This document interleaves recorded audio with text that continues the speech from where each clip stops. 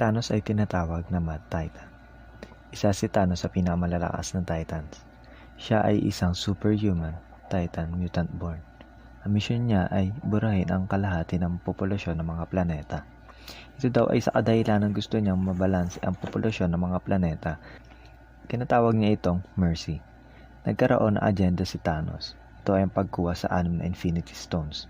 Ang bawat bato ay may kanya-kanyang kapangyarihan at ito ay nakakalat sa buong kalawakan upang ito ay hindi magamit ng sabay-sabay.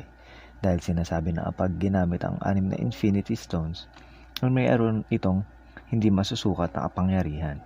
Ang gustong gawin ni Thanos ay gamitin ang 6 na Infinity Stones gamit ang kanyang gauntlet na ginawa mula sa Nidavellir kung saan roon din ginawa ang Stormbreaker. Sa isang pitik ng kanyang mga daliri ay madali niya mabubura ang kalahati ng populasyon sa buong kalawakan. Nakuha niya ang 6 na Infinity Stones habang nilabanan niya ang Avengers kasama ang kanyang mga alagad na sila Ebonimo, Black Dwarf, Proxima Midnight at Corvus Glaive.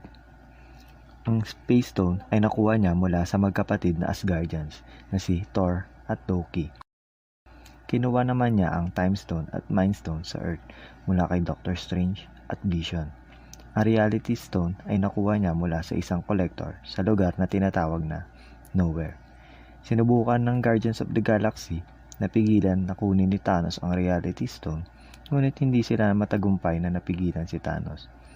Ang Soul Stone ay nakuha niya matapos niyang isakripisyo ang kanyang adopted child na si Gamora.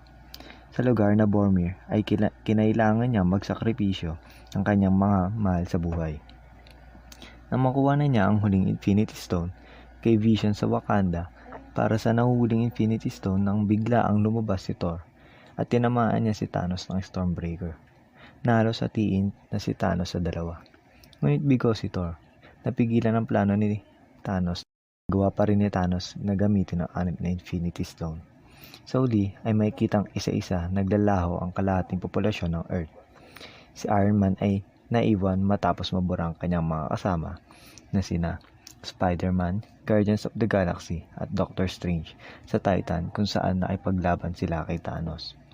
Si Captain America naman ay kasama sina Hawk, Black Widow, War Machine at Rocket Raccoon matapos masama sa pagkabura ang kanilang mga kasama na si Black Panther, Scarlet Witch, Bucky Barnes at mga tao mula sa Wakanda.